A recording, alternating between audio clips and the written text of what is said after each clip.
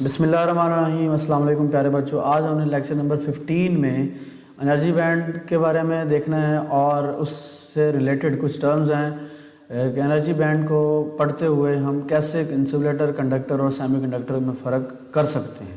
तो lecture number 15 की तरफ चलते हैं। Electrical properties of solid on the basis of energy band theory. अब एनर्जी बैंड थ्योरी को बाद में पढ़ते हैं, लेकिन पहले हम देखते हैं कि ये यूज़ क्यों की जाती है, इसका पर्पज़ क्या है और ये क्यों किस हवाले से इम्पॉर्टेंट है। अब आपने एक बात तो पढ़ी होगी कि कंडक्टर, इंसुलेटर और सेमीकंडक्टर में फ़र्क आपने चैप्टर नंबर 2 में भी थोड़ा सा देखा था। ऐसे मटेरियल, आपने पहले भी इस बात के बारे में पढ़ा हुआ है कि ऐसे मटेरियल जिनके अंदर से करंट इजीली गुजर जाए, ये जिनके अंदर करंट की कंडक्शन अच्छी हो, उनको हम नाम देते हैं कंडक्टर का। और जिनके अंदर करंट बिल्कुल पास ना हो या जिनके अंदर करंट की वैल्यू बहुत थोड़ी हो, ना होने के बराबर हो, उसको हम नाम देते हैं इंसुलेटर का। और सेमीकंडक्टर जो है वो कंडक्टर और इंसुलेटर के मिडल में होता है, यानी कि दरमियान में। उनकी जो प्रॉपर्टीज़ है वो कुछ इंसुलेटर के अंदर काम करती है और कुछ जो है वो कंडक्टर के अंदर, यानी कि टेम्परेचर का चेंज होता है इसके अंदर। तो अब जब हमने ये सारा बातें पढ़ ली तो हमने देखा कि कंडक्टर की जो कंडक्टिविटी है वो 10⁻⁷ तक है और जो इंसुलेटर है उनकी कंडक्टिविटी 10⁻⁻10 तक है। तो इनके दरमियान बहुत बड़ा एक गैप था। अब इस गैप के बारे में अगर हम स्टडी करें तो गैप के बारे में स्टडी करने के लिए जो सबसे पहला मॉडल आया था वो था बोहर मॉडल का। नील बोहर ने जो सबसे पहले बोहर मॉडल पेश किया, फिर उसकी फेलियर भी इसके सामने आए थे। तो उसके अंदर हम ये बात साबित नहीं कर सके कि कंडक्टर की कंडक्टिविटी इतनी ज़्यादा क्यों है और इंसुलेटर की कंडक्टिविटी इतनी कम क्यों है। ठीक है, तो उसके बाद एक मॉडल आया जिसे हम नाम देते हैं वेव मैकेनिकल मॉडल। उसके अंदर हम क्या करते हैं, एनर्जी का जो गैप है या एनर्जी लेवल्स हैं उनके बारे में स्टडी करते हैं और एनर्जी लेवल के बारे में स्टडी करने के बाद फिर हम इस सवाल को भी अच्छे तरीके से एक्सप्लेन कर सकते हैं कि कंडक्टर की कंडक्टिविटी इतनी ज़्यादा क्यों है और इंसुलेटर की कंडक्टिविटी इतनी कम क्यों है। ठीक है जी, तो इसमें हम जो मेन चीज़ है वो हमारा वेव मैकेनिकल मॉडल है, क्योंकि सबसे पहले यूज़ किया गया था बोहर मॉडल जो कि इस चीज़ को एक्सप्लेन करने में नाकाम रहा। फिर इस चीज़ को देखते हुए साइंटिस्ट ने एक और मॉडल पेश किया जिसे हम नाम दिया है वेव मैकेनिकल मॉडल, और ये बेस करता है एनर्जी लेवल्स के ऊपर। अब अगर हम उन एनर्जी लेवल्स को जोड़ दें तो उनके बैंड्स बनते हैं जिनको हम नाम देते हैं एनर्जी बैंड का। तो उसी से फिर रिलेट किया गया वेव मैकेनिकल मॉडल को हम दूसरा नाम भी लिख सकते हैं एनर्जी बैंड थ्योरी। ठीक है जी, तो अब हमने कुछ इसकी प्रॉपर्टीज डिस्कस करनी है और देखना है कि ये कैसे इसको एक्सप्लेन करते हैं। तो ज़रा इसकी तरफ देख लेते हैं। The electrical properties of solids determine its ability to conduct electric current. Electrical properties हमें पता है कि किसी भी मटेरियल की कंडक्टिविटी के बारे में एक्सप्लेन करती है कि उसके अंदर करंट कितना अच्छा पास होता है, चार्जेस का फ्लो कितना अच्छा है। अगर चार्जेस का फ्लो अच्छा होगा तो कंडक्टर कहलाएंगे, अगर चार्जेस का फ्लो कम है, इंतहाई कम है, तो फिर उसको हम नाम देंगे इंसुलेटर का। The conventional free electron theory based on the Bohr model. Free electron theory जो थी वो बोहर ने पेश की थी और इसी मॉडल के ऊपर ये एक्सप्लेन की जाती है, लेकिन वो इस चीज़ के बारे में बताने में नाकाम रहा कि कंडक्टर की कंडक्टिविटी ज़्यादा क्यों है और इंसुलेटर की कंडक्टिविटी कम क्यों है। To explain the completely the vast diversity in the electrical behaviour of solid.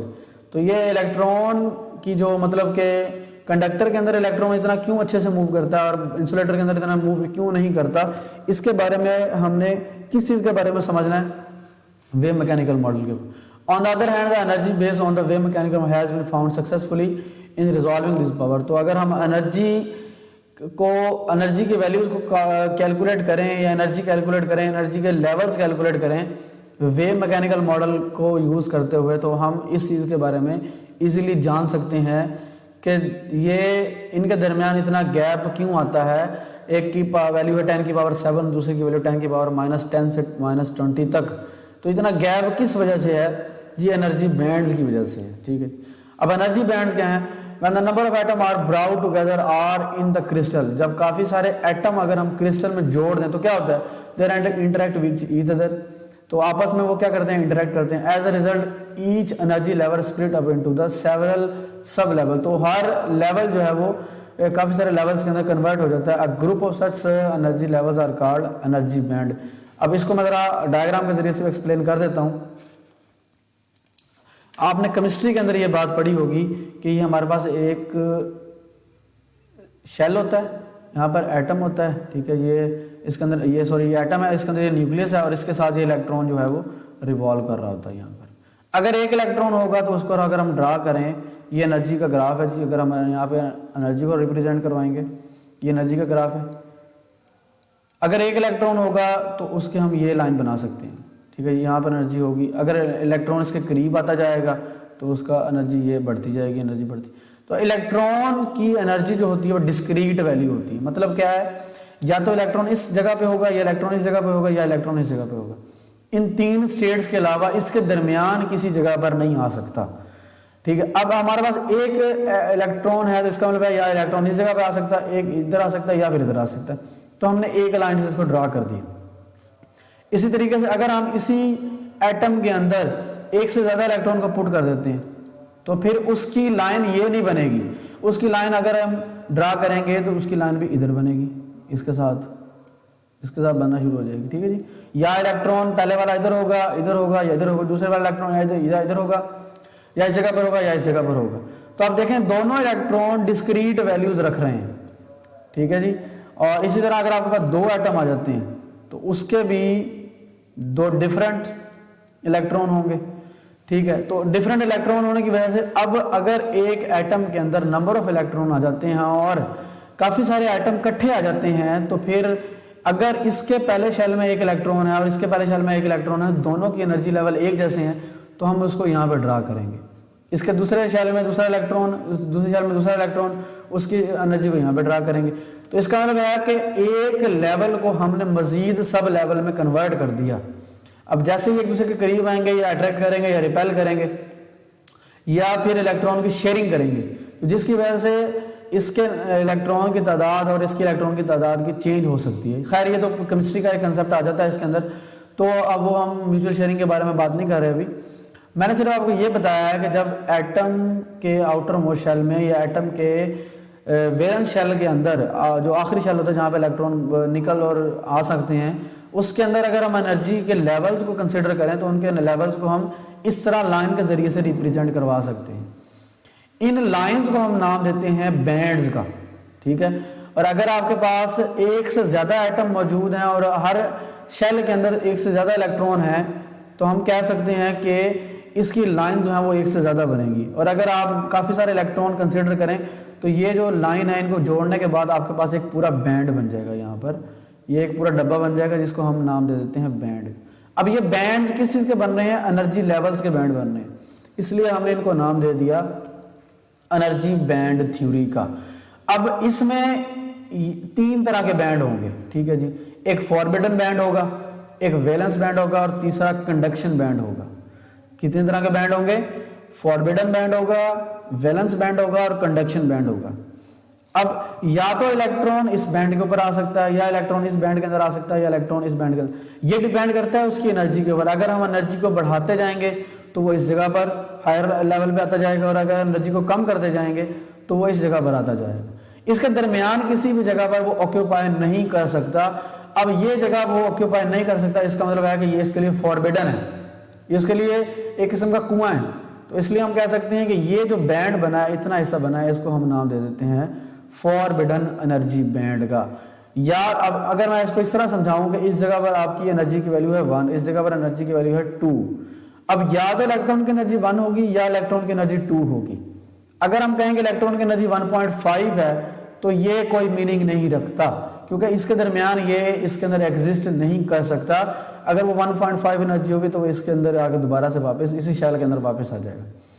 तो इसका मतलब ये हुआ कि इलेक्ट्रॉन के डिस्क्रीट एनर्जी होने की वजह से इसके मुख्तलिफ बैंड्स बनते हैं, जिसकी वजह पे हम इसके दरमियान जो है वो मटेरियल के दरमियान फ़र्क कर सकते हैं, किसके इलेक्ट्रॉन कंडक्शन बैंड में है, किसके इलेक्ट्रॉन वैलेंस बैंड में है, या किसके इलेक्ट्रॉन कंडक्शन और वैलेंस बैंड दोनों में है। तो फिर हम इसको यूज़ करते हुए, इसको पढ़ते हुए हम इसके 3 बैंड के बारे में डिस्कशन करते हैं। तो मैंने अभी आपको फॉरबिडन बैंड के बारे में बता दिया कि ये जो वो बैंड है इसके अंदर इलेक्ट्रॉन अपनी जगह को रख सकता है, यानी कि ये एनर्जी बैंड है, ठीक है।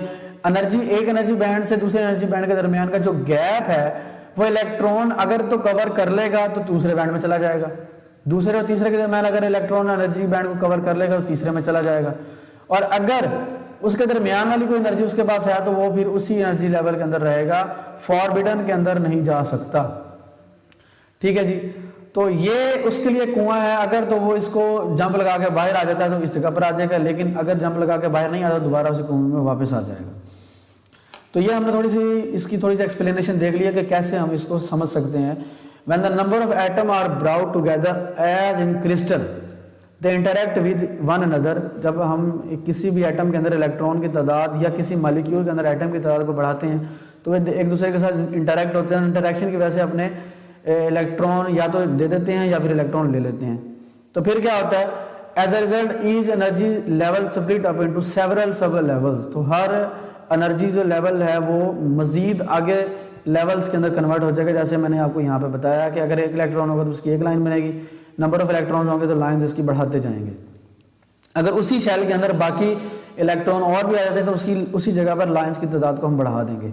और अगर आप इन लाइंस को जोड़ दें तो आपके पास एक पूरा डब्बा बनता है जिसको हम बैंड का नाम देते हैं, और ये बैंड जो है वो एनर्जी बैंड कहलाता है। A group of such energy levels are called energy band. इस तरह के ये ग्रुप बन गया, दूसरा ग्रुप बन गया, तीसरा ग्रुप बन गया, इसको हम नाम देते हैं एनर्जी बैंड का। फॉरबिडन एनर्जी बैंड क्या है जी, the energy band are separated by a gap in which there is no energy level. इसके दरमियान एनर्जी लेवल नहीं है, यानी कि इसके अंदर इलेक्ट्रॉन अपनी एनर्जी को ऑक्यूपाई नहीं कर सकता। Such energy gap are called forbidden band. इस तरह के एनर्जी बैंड को हम नाम देते हैं फॉरबिडन बैंड। ऐसा बैंड जिसके अंदर इलेक्ट्रॉन कभी भी ऑक्यूपाई नहीं होगा, इलेक्ट्रॉन नहीं आ सकता, फॉरबिडन बैंड कहलाता है। उसके बाद है valence band. The electron in the outermost shell of an atom are called valence electron. Electron अगर किसी भी एटम के आउटर मोस्ट शेल में आ जाता है तो उसको हम नाम देते हैं वैलेंस इलेक्ट्रॉन, और उसी बैंड को हम कंसीडर करते हैं वैलेंस बैंड का। ठीक है जी, therefore the energy band occupied by the valence electron is called the valence band. आखिरी शेल के अंदर जो इलेक्ट्रॉन होंगे, उनकी जो एनर्जी होगी, उनके जो इलेक्ट्रॉन्स होंगे, उनका जो बैंड होगा, उसको हम वैलेंस इलेक्ट्रॉन और वैलेंस बैंड का नाम देंगे। ठीक है जी, द वैलेंस बैंड में बी इधर कंप्लीटली फिल्ड और पार्शली फिल्ड। या तो ये पूरी तरह से भरा होगा या जो है वो आधा खाली होगा और आधा भरा होगा। With an electron but can never be empty. लेकिन कभी ये खाली नहीं होगा, ये बात आपने याद रखनी है। केमिस्ट्री के अंदर भी पढ़ते हैं कि कम से कम इलेक्ट्रॉन जो होते हैं किसी भी शेल के अंदर, यानी कि ये न्यूक्लियस है और इसके अंदर कम से कम जो इलेक्ट्रॉन होंगे वो 2 होते हैं, फिर 8 हो सकते हैं, उसके बाद फिर 18 होते हैं। तो कम से कम जो तादाद है वो 2 है, कभी भी ये खाली नहीं होगा। या तो अगर हम 2 कंसीडर करें तो इसका मतलब है कि इसके अंदर 8 इलेक्ट्रॉन आ सकते हैं, 6 की और गुंजाइश है इसके अंदर, तो इसका मतलब है कि ये पार्शियली फिल हो सकता है। तो हम यहाँ पे कह सकते हैं कि ये वैलेंस बैंड जो होता है, जो आउटर मोस्ट शेल होता है, ये कभी भी खाली नहीं होता। इसके अंदर या तो ये कंप्लीट फिल भी हो सकता है और आधा फिल भी हो सकता है, कभी भी खाली नहीं होगा। और इसी से हमने इसकी प्रॉपर्टीज को आगे डिस्कस करना है। कंडक्शन बैंड क्या है? अब यहाँ पर एक बात आपने याद रखनी है कि ऐसे मटेरियल जिनके कंडक्शन बैंड के अंदर इलेक्ट्रॉन मौजूद होंगे वो इलेक्ट्रिसिटी को कंडक्ट करवाएंगे, और जिनके अंदर कंडक्शन बैंड के इलेक्ट्रॉन मौजूद नहीं होंगे वो इलेक्ट्रिसिटी को कंडक्ट नहीं, यानी कि उसके अंदर चार्ज पार्टिकल फ्रीली मूव कर रहे होते हैं। वैलेंस बैंड के अंदर चार्ज पार्टिकल कभी भी फ्रीली मूव नहीं करते, वो एक दूसरे के साथ जुड़े हुए होते हैं। ठीक है जी, एटम जुड़े हुए होते हैं जिसकी वजह से इलेक्ट्रॉन के पास स्पेस नहीं होती मूव करने की। तो यहाँ कंडक्शन बैंड के अंदर इलेक्ट्रॉन फ्रीली मूव कर रहे होते हैं, तो इसलिए चार्ज पार्टिकल जब फ्लो करते हैं तो उसका नाम हम क्या नाम रख देते हैं? Electrical conductivity. याद रखनी है बात कि जिस मटेरियल के कंडक्शन बैंड के अंदर इलेक्ट्रॉन की तादाद ज्यादा होगी उनके अंदर क्या नाम है, करंट की वैल्यू भी या कंडक्टिविटी उनकी ज्यादा होगी, और जिनके कंडक्शन बैंड में इलेक्ट्रॉन की तादाद कम होगी उनकी कंडक्टिविटी भी कम होती जाएगी। इसका मतलब है कि इंसुलेटर के लिए अगर हम बात करें तो इंसुलेटर के अंदर कंडक्टिविटी जो है वो कम होने की वजह क्या है कि उसके कंडक्शन बैंड में इलेक्ट्रॉन कम है, और कंडक्टर के कंडक्टिविटी ज़्यादा होने की वजह क्या है कि उसके अंदर कंडक्शन बैंड के अंदर इलेक्ट्रॉन की तादाद ज़्यादा है। The energy band next to the valence band is called conduction band. Valence band के बाद जो लेवल आता है उसको क्या नाम देते हैं, कंडक्शन बैंड का। यानी कि इसको अगर हम वैलेंस बैंड कंसीडर करें और ये आपके पास क्या आ जाएगा, तीसरे वाला कंडक्शन बैंड आ जाएगा। The valence and conduction band are separated by the forbidden energy gap. इनके दरमियान जो गैप होता है उसे नाम देते हैं फॉरबिडन। ये मैंने आपको पहले भी बता चुका हूँ। The conduction band may be empty और पार्शली फील्ड। ये या तो मुकम्मल तौर पर खाली होगा, मुकम्मल तौर पर खाली होगा तो इसका मतलब है कि इंसुलेटर है, और अगर पार्शली फील्ड होगा तो इसका मतलब यह है कि ये कंडक्टर के अंदर आ गया। हमारा मेन काम जो होता है वो कंडक्शन बैंड के बारे में स्टडी करना होता है। The electron in the conduction band can drift freely in the material are called free of conduction electron. तो इसको क्योंकि इसके अंदर इलेक्ट्रॉन फ्रीली मूव कर रहे होते हैं तो इसलिए हम इसको फ्री इलेक्ट्रॉन भी कहते हैं और कंडक्शन इलेक्ट्रॉन्स भी कहा जाता है। Distinction between conductor, insulator and semi conductor on the basis of the energy band. अब हमने एनर्जी बैंड को यानी कि एनर्जी लेवल्स को देखते हुए कंडक्टर में, इंसुलेटर में और सेमी कंडक्टर में फ़र्क देखना है। The width of the forbidden energy band valence gap between valence and conduction band decide whether a material is conductor, insulator और सेमी कंडक्टर। इनके दरमियान का जो ये फासला है, ये जो गैप आता है, यही डिसाइड करता है कि मटेरियल इंसुलेटर है या कंडक्टर है या सेमी कंडक्टर है। अगर तो फासला बहुत ज़्यादा है तो इसका मतलब है कि ये इंसुलेटर है, क्योंकि इलेक्ट्रॉन वैलेंस बैंड से कंडक्शन बैंड में जाने के लिए उनको ज़्यादा एनर्जी चाहिए होगी, वो एनर्जी हम प्रोवाइड नहीं कर सकेंगे, जिसकी वजह से इलेक्ट्रॉन दोबारा उसी जगह पर वापस आ जाएगा। तो अगर फॉरबिडन एनर्जी गैप ज़्यादा है तो हम कहेंगे ये इंसुलेटर है। अगर फॉरबिडन एनर्जी गैप कम हो गया है तो ये सेमीकंडक्टर है। और फॉरबिडन एनर्जी गैप अगर ज़ीरो हो गया है यानी कि दोनों बैंड ओवरलैप हो गए हैं तो फिर हम कहेंगे ये कंडक्टर है। ठीक है जी, तो आप यहाँ से इसको देख लेते हैं एक मरतबा। Insulator are those material in which valence electron are bound very tightly to their atoms and are not too free. Insulator कैसे मटेरियल हैं? ऐसे मटेरियल हैं जिनके अंदर एटम के अंदर इलेक्ट्रॉन टाइटली बाउंड होते हैं और फ्री मूव नहीं कर सकते। ये मैंने आपसे चैप्टर नंबर 3 में भी इसके बारे में बताया था, जब इलेक्ट्रॉन को हम मूव करवाते थे किसी मेटल के अंदर। जब हमने चैप्टर नंबर 2 स्टार्ट किया था उसके अंदर हमने पहला वाला कंसेप्ट पढ़ा था कि current through a metallic conductor. उसके अंदर भी ये बात पढ़ी थी कि कुछ मटेरियल होते हैं जिसके अंदर फ्री इलेक्ट्रॉन पड़े होते हैं, कुछ के अंदर एटम के साथ जुड़े होते हैं। अगर तो फ्री इलेक्ट्रॉन पड़े होंगे तो कंडक्टर होगा और एटम के साथ जुड़े होंगे तो फिर इंसुलेटर हो जाएगा। इन terms of energy band it means that insulator has, अगर हम एनर्जी बैंड को पढ़ते हुए देखें तो इसकी 3 प्रॉपर्टीज हैं। अगर कोई भी मटेरियल इन 3 प्रॉपर्टीज के ऊपर लाई करता है तो उसका मतलब है कि वो इंसुलेटर है। एन एम्प्टी कंडक्शन बैंड, पहली बात तो यह है कि उसका कंडक्शन बैंड क्या होगा? खाली होगा, no free electron. Conduction band के अंदर कोई इलेक्ट्रॉन नहीं होगा। अब fully valence band, valence band full होगा। अब वैलेंस बैंड से कंडक्शन बैंड के अंदर इलेक्ट्रॉन जब जाएंगे तो तभी फ्री मूव कर सकते हैं। लेकिन इन दोनों में मसला क्या है कि उन दोनों में फासला बहुत ज्यादा है, large gap between them. Conduction band खाली है, वैलेंस बैंड भरा हुआ है। वैलेंस बैंड से कंडक्शन बैंड में हमने लेके जाना है, लेकिन उनके दरमियान का जो गैप है वो काफ़ी ज़्यादा है। अगर हम काफ़ी ज़्यादा एनर्जी देंगे तब जाके वो अपनी एनर्जी को फिल कर सकेगा, अदरवाइज वो नॉर्मल रूम टेम्परेचर के ऊपर कभी भी एनर्जी लेवल्स उसके ऑक्यूपाई नहीं होंगे। तो ये बात आपने याद करनी है, एमसीक्यू के अंदर भी पूछी जाती है कि इंसुलेटर के अंदर कंडक्शन बैंड के अंदर कितने इलेक्ट्रॉन होते हैं? फ्री इलेक्ट्रॉन, कोई इलेक्ट्रॉन नहीं होता। और वैलेंस बैंड के अंदर कितने होते हैं? ये फुल होता है। गैप कितना होता है? सेवरल इलेक्ट्रॉन वोल्ट के।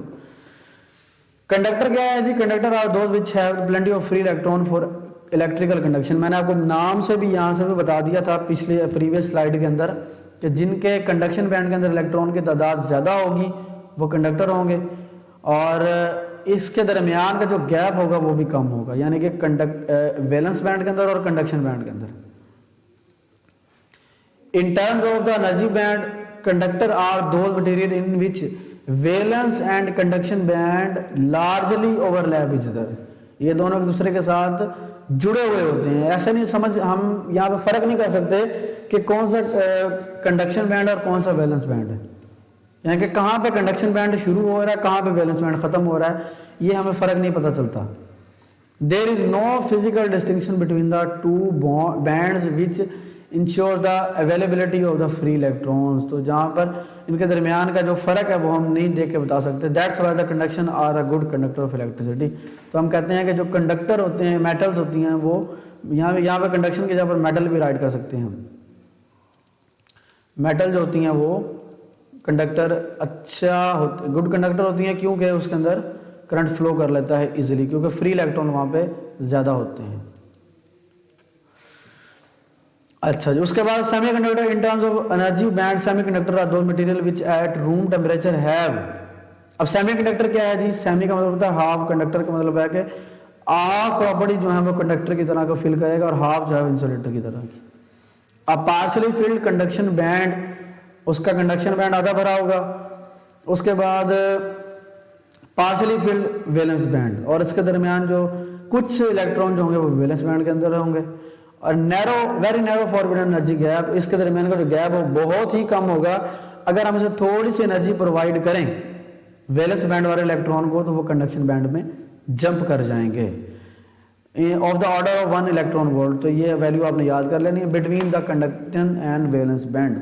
ये 3 पॉइंट आपने याद करने हैं, इसके 2 हैं, इसके 3 पॉइंट आपने अच्छी तरीके से याद करने हैं। ये अलग अलग से शॉर्ट क्वेश्चन में भी आते हैं और एमसीक्यूज में भी आते होते हैं, लॉन्ग में तो आने ही आने हैं। ये डायग्राम के जरिए से आपको ज़रा ज़्यादा क्लियर हो जाएगा। ये है जी आपका वैलेंस बैंड, ये आपका कंडक्शन बैंड। ये इंसुलेटर के अंदर क्या है कि ये वैल्यू काफ़ी ज़्यादा, ये देखें वाइट वाला गैप ज़्यादा है, इसके अंदर वाइट वाला गैप कम है, यहाँ पे वाइट वाला गैप बिल्कुल ही ज़ीरो हो गया। हमने पढ़ा था कि इंसुलेटर के अंदर फॉरबिडन एनर्जी गैप ज़्यादा होता है, ये गैप ज़्यादा है, हम यहाँ से इलेक्ट्रॉन को इधर मूव नहीं करवा सकते क्योंकि ये गैप बहुत ज़्यादा है। तो इसका मतलब है कि इंसुलेटर के अंदर इलेक्ट्रॉन वैलेंस बैंड से कंडक्शन बैंड में नहीं जा सकते। उसके बाद सेमीकंडक्टर, सेमीकंडक्टर के अंदर वैलेंस बैंड जो है इसके अंदर इलेक्ट्रॉन पार्शली फिल होता है, कंडक्शन बैंड पार्शली फिल होता है, इनके दरमियान का जो गैप है वो बहुत कम होता है।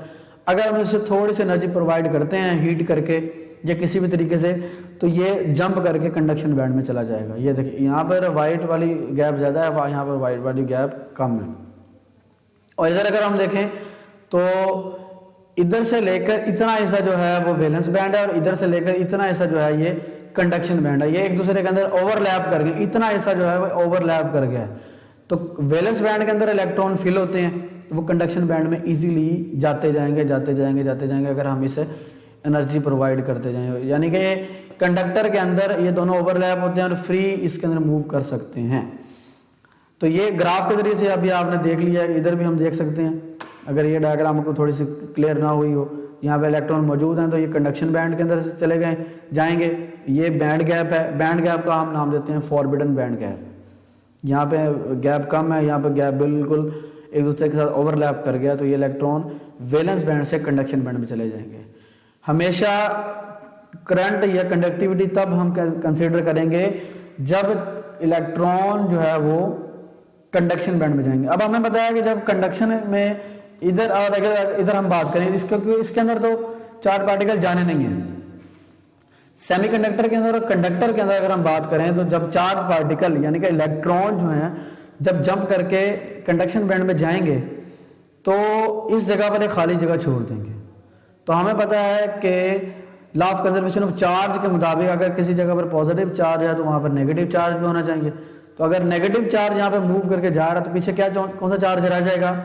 पॉजिटिव चार्ज आ जाएगा। तो इसके मतलब ये जो खाली जगह होगी इसको हम नाम देंगे पॉजिटिव चार्ज का, या यूँ समझ लो कि पॉजिटिव चार्ज का नाम ज़्यादा बेहतर है, तो हम पॉजिटिव चार्ज ही कह देते हैं, इसको प्रोटॉन नहीं कह सकते।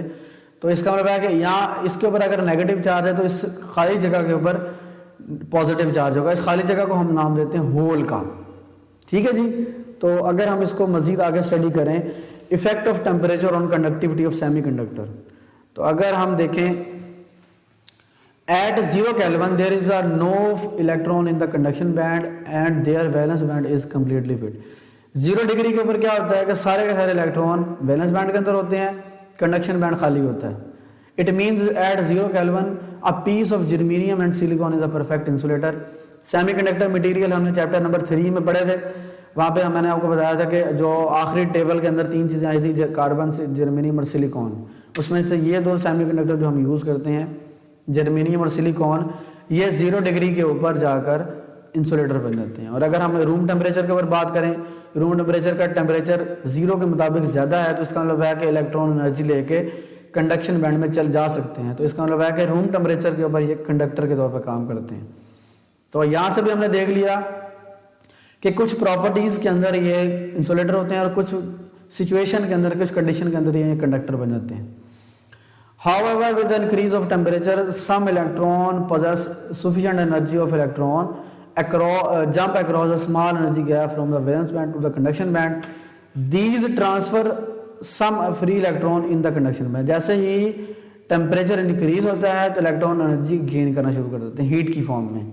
जब वो एनर्जी गेन कर लेते हैं तो वैलेंस बैंड से जंप करके कंडक्शन बैंड में चले जाते हैं। And create some hole in the valence band. तो इस पीछे क्या छोड़ देते हैं, खाली जगह छोड़ देते हैं, उसको क्या नाम देते हैं हम, होल्स का नाम देते हैं। दस eight room temperature germanium and silicon crystal become a semiconductor. तो हम क्या कहते हैं कि इसको ये इसके प्रॉपर्टीज जो है वो कंडक्टर की तरह की है, तो हम कहते हैं कि ये उस वक्त सेमीकंडक्टर के तौर पर काम करता है। होल क्या चीज है, the vacancy of free electron in the valence band is known as a hole. जैसा कि मैंने आपको बताया कि जब इलेक्ट्रॉन इस जगह से जंप करके इस जगह जाएंगे तो ये खाली जगह बच जाएगी। ये जो खाली जगह बची हुई है इसको हम नाम देंगे होल का। इसके ऊपर चार्ज होगा पॉजिटिव, क्योंकि पॉजिटिव और नेगेटिव चार्ज जब मिलते हैं तो फिर एक न्यूट्रल एटम बनता है। It behave like a positive charge. तो इसके ऊपर कौन सा चार्ज होगा, पॉजिटिव चार्ज। अब हमने बात करनी है जी सेमीकंडक्टर मटेरियल के बारे में, क्योंकि हमारी डेली लाइफ के अंदर जो ज़्यादातर मटेरियल यूज़ किया जाता है वो सेमीकंडक्टर मटेरियल यूज़ करते हैं, क्योंकि इसकी कंडक्टिविटी कंडक्टर से ज़्यादा अच्छी है। कंडक्टिविटी कंडक्टर से ज़्यादा अच्छी कैसे हो गई है, क्योंकि जब हम टेम्परेचर इंक्रीज करते हैं तो टेम्परेचर इंक्रीज करने की वजह से कंडक्टर जो है वो ज़्यादा रेजिस्टेंस शो करता है और सेमीकंडक्टर जो है वो कम रेजिस्टेंस शो करता है। उसके अंदर जो रेजिस्टेंस है टेम्परेचर इंक्रीज करने से कम होती है, जिसकी वजह से हम कहते हैं कि डेली लाइफ के अंदर अगर हम करंट या इलेक्ट्रिसिटी को पास आउट करवाते हैं तो हमारे लिए मेन जो चीज़ होती है वो सेमीकंडक्टर्स हैं।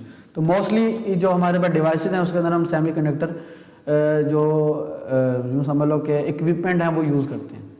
दो तरह के सेमीकंडक्टर होते हैं, इंट्रिंसिक और एक्सट्रिंसिक। अगर आपके पास सेमीकंडक्टर उसकी प्योर फॉर्म में है, यानी कि जर्मेनियम या सिलिकॉन, तो फिर हम कहते हैं उसको हम नाम देते हैं इंट्रिंसिक सेमीकंडक्टर के बारे में। और अगर आपके पास कोई सेमीकंडक्टर था पहले से मौजूद, उसके अंदर आपने कोई मिलावट कर दी, तो फिर हम उसको नाम देंगे एक्सट्रिंसिक सेमीकंडक्टर का। इस मिलावट को हम नाम देते हैं डोपिंग का। इंट्रिंसिक सेमीकंडक्टर क्या है जी, semiconductor in its extremely pure form. जो हमें प्योर फॉर्म में कंडक्टर मिलता है उसे हम नाम देते हैं इंट्रिंसिक। और अगर देखें तो the doped semiconductor material are called extrinsic semiconductor. Dope का मतलब होता है, डोपिंग का मतलब होता है मिलावट करना। और अगर किसी भी सेमीकंडक्टर के अंदर कोई मिलावट कर दी जाए तो फिर हम उसको नाम देते हैं एक्सट्रिंसिक सेमीकंडक्टर। जो प्योर होगा इंट्रिंसिक, जो मिलावट शुदा होगा उसको एक्सट्रिंसिक। एक्स्ट्रा से आपने याद कर लेना, यहाँ से एक्स्ट्रा का मतलब है कि मिलावट शुदा और इंट्रिंसिक का मतलब होगा कि प्योर। एक्स्ट्रा से याद करेंगे तो आपको ये समझ आ जाएगी डोप्ड क्या है। अब डोपिंग क्या चीज़ है जी, the process of injecting impurity atom in the intrinsic semiconductor is called doping. किसी भी प्योर एटम के अंदर, प्योर सेमीकंडक्टर मटेरियल के अंदर अगर हम इम्प्योरिटी ऐड कर देते हैं, मिलावट कर देते हैं, तो फिर उसका नाम देते हैं डोपिंग का। The electrical behaviour of semiconductor extremely sensitive to the purity of the material. It is substantially change on the introducing a small impurity into the pure semiconductor. This process is called doping. अब doping करने से हमारे पास जो हमारे पास semiconductor है उनकी nature बदल जाएगी, जो कि हम डिफरेंट मटेरियल के ऊपर यूज़ कर सकते हैं। नेक्स्ट लेक्चर के अंदर इंशाल्लाह हम जो है वो आगे मज़ीद एक्सट्रिंसिक सेमीकंडक्टर की टाइप्स देखेंगे कि एक्सट्रिंसिक सेमीकंडक्टर मिलावट शुदा जो है सेमीकंडक्टर वो कितनी तरह के हैं, उनको कैसे बनाया जा सकता है, और उसके बाद इंशाल्लाह हम इसकी मैग्नेटिक प्रॉपर्टीज़ की तरफ चलेंगे। आज के लेक्चर के लिए इतना ही। उम्मीद है कि आपको समझ आ गई होगी। अगर किसी किस्म का कन्फ्यूजन हो तो आपने मुझसे पूछना है और इंशाल्लाह आपकी कन्फ्यूजन दूर कर लेंगे। उतनी देर तक अपना ख्याल रखिएगा, बुक पढ़ते रहिएगा। अल्लाह हाफ़िज़।